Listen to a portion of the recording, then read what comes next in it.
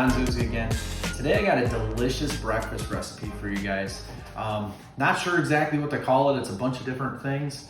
When I made it with my mom, she calls them bird's nests, but essentially what it is it's a sweet potato basket that you make in a cupcake pan, and then we're gonna add some other ingredients, and I'll walk you through that as we do it. But I topped this thing off with some country sausage flavored gravy with some turkey sausage put in it, and man, these things are absolutely delicious. So I'm gonna jump into this thing, get you guys going, and we'll go through this step by step. So the first step we're gonna do is we gotta get our sweet potatoes ready. So if you're gonna do, the pan that I have is for 6 cupcakes, which feeds 4 or 3 people roughly. I mean, you can split this up, depends on how big a person's appetite is, but I usually do 2 cupcakes per person. I put some gravy on it. If you're just gonna cook for 2 people, usually 1 sweet potato will make enough for 2 people. So I'm just gonna do a smaller recipe today. I'm gonna do it for 2 people, so the pan won't be completely full, but we'll get started here. The first thing we're gonna do is we're gonna peel this potato.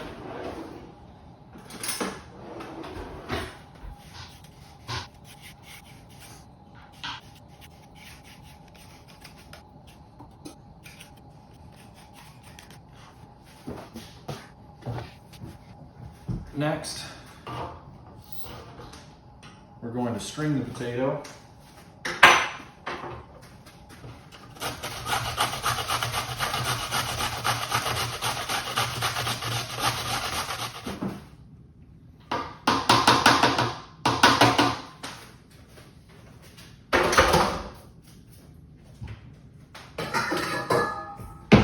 From here, you're going to want to place your strung potato into a mixing bowl so that we can add some seasoning to it. From here, all we're gonna add is salt, pepper, and garlic. And depending on the size of your batch, I like to be able to see the pepper, but I do equal parts. So it's an equal part of pepper, equal part of salt, equal part of garlic powder. Usually for 6, I use a half a teaspoon of each, and then I just dump it in there and I use my hands and mix it around. I'm gonna use about that same amount because the extra 2 really isn't a big difference.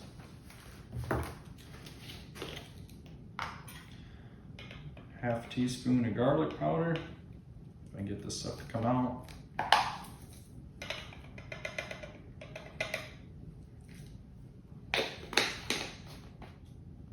Half teaspoon of pepper, and half teaspoon of salt. It'll look like that, and then I just take and use both my hands and mix it in, making sure if there was any clumps like there you saw with that garlic powder there, you just break those up, get it mixed in nice and even.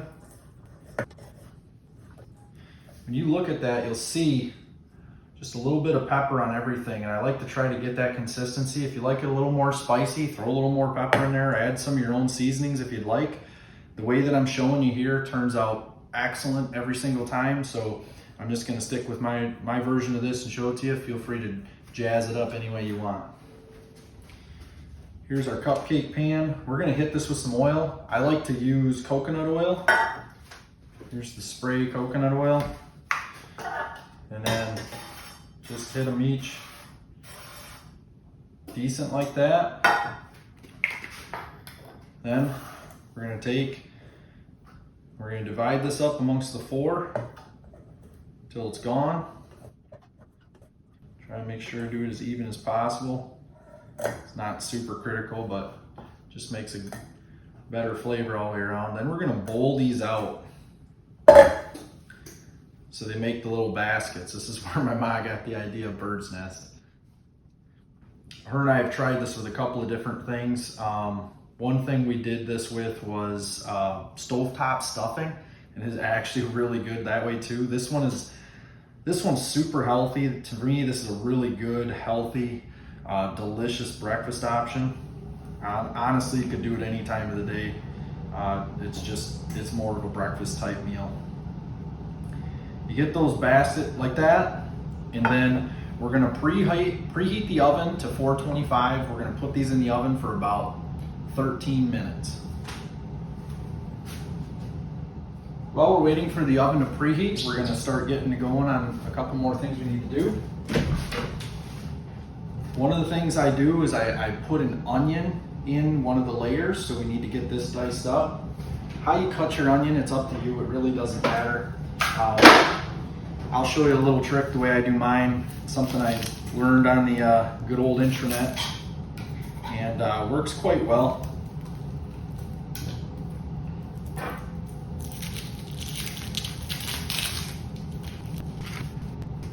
You just take and you cut down into this onion, not all the way through. You just get close to the bottom. You cut an X, and then you cross cut, almost like the same way you see a pizza cut. Make sure you're not cutting all the way through.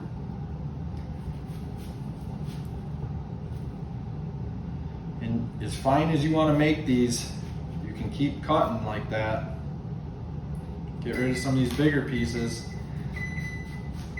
As you can hear, my oven's ready to put those in, so I'm going to turn around and do that quick.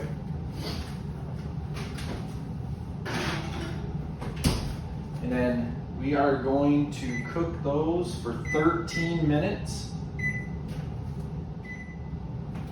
at that 425. Now that I have a bunch of stars cut, you can see this thing is cut in all these different directions. I'm going to take one more right here where I got a wider part. But again, not all the way through. And you turn this thing up on its side, and you get really nice cut onions all the way across. And you don't have to try to hold them and chop them in place later.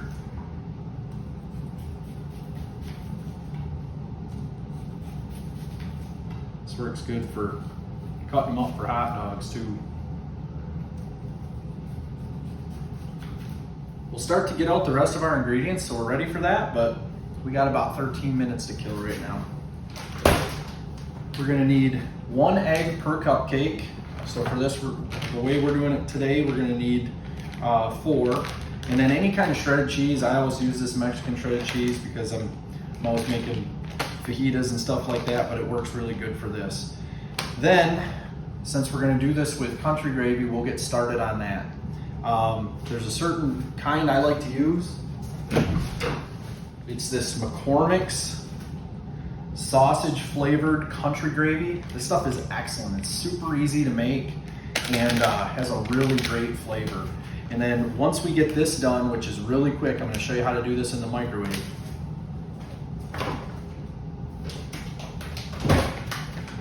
We're going to add some of this crumbled turkey sausage. You can get this at the grocery store. This stuff is awesome too.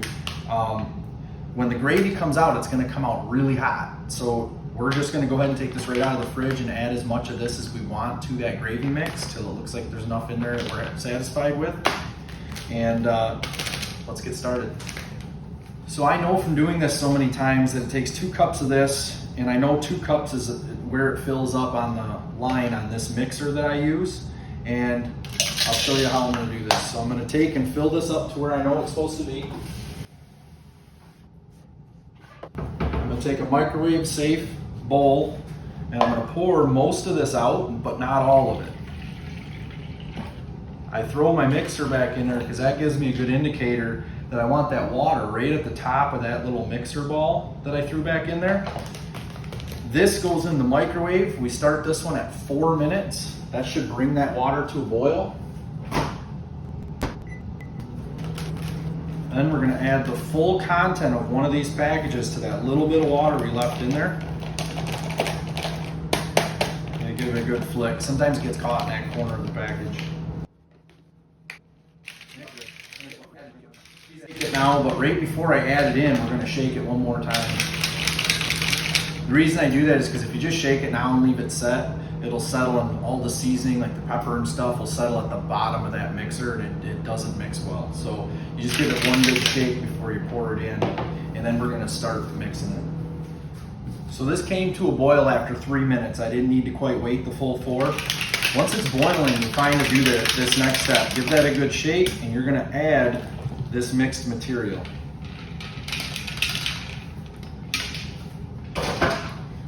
Then we're gonna take and mix this, and you'll notice right away, this is gonna start getting thick. And every time you put it in, it'll get a little bit thicker and a little bit thicker, and each time we put it in, we're gonna add a minute.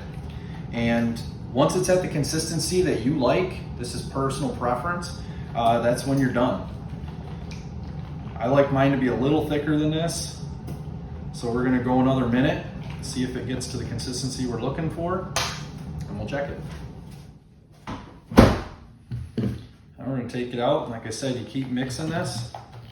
As that steam comes off, it thickens a little bit, and even, you know, after you get this done and you're letting it cool, you're waiting for the rest of your stuff to get done, it's gonna thicken at that point. So like right now, this is about the consistency I like to see it at, especially knowing once I add this turkey sausage, and this is gonna sit for probably another 15 minutes, maybe a little longer, while we're waiting for the rest of the dish to finish. So at this point, I'm gonna add what I want for turkey sausage. And again, this is a personal preference. Whatever you think is enough for you.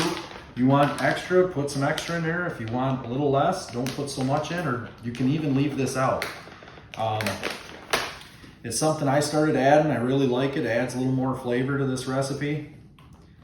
But that's about it. See, we're mixing that in. We get some decent chunks of turkey sausage in there in our sausage flavored country gravy. And that's about it. Now I'm gonna leave this set aside, let that kind of cool down. And now while we're waiting on the next step to happen, I'm gonna start cleaning up a little bit. So now they're done, we're gonna pull them out, we're gonna start the next step.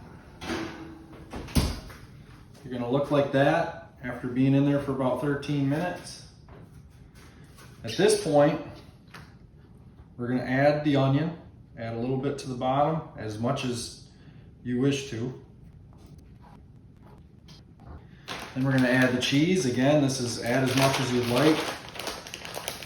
Again, I just do a little bit.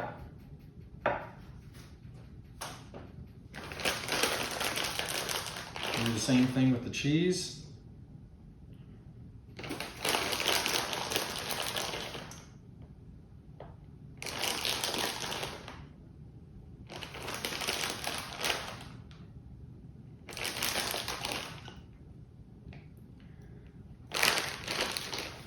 Last step before we put them back in is the egg.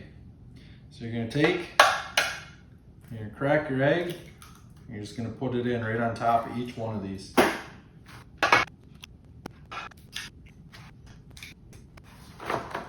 Then this is gonna be returned back to the oven for about, probably no more than 15 minutes. 13 minutes, your yolks start to get a little hard. You take it out between 10 and 12 minutes, and you get a real nice runny yolk. So it's up to you. That's kind of your preference with that. But this is gonna go back in the oven, and I'm gonna put it in for about 12 minutes. Now, while that's waiting, I'm gonna clean up, get the plates ready to be served.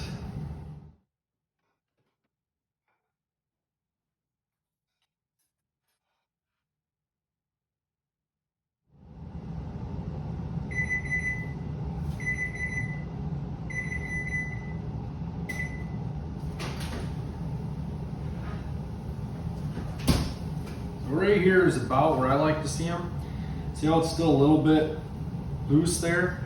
I like it when I cut these things that you'll see the yellow yolk's gonna run out of them. If you leave them in there an extra minute or so, that little wiggle that you see there at the top, how it looks a little bit liquidy, maybe a little runny, a little bit longer and that goes away. But again, this is my preference, is how I like to make them and serve them. So if you like that hard yellow yolk, that's the way to go with that. You're gonna wanna leave it in just a little bit longer. So then the next step I do with this is I take a butter knife and I work around each one of these individually before I start trying to get them out of there.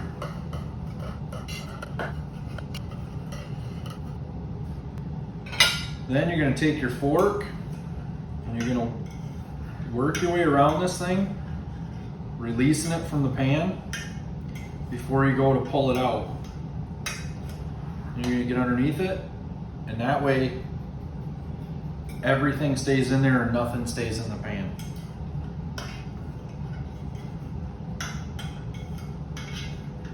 It is a little bit tedious getting them out of here, but if you take your time, it works out really good.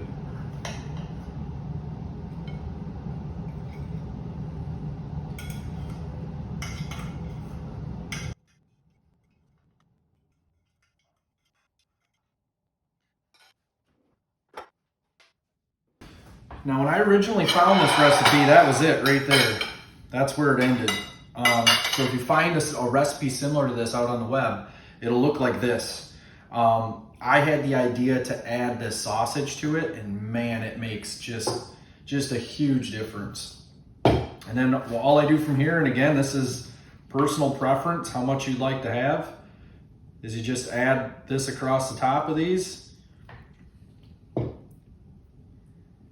like you do biscuits and gravy.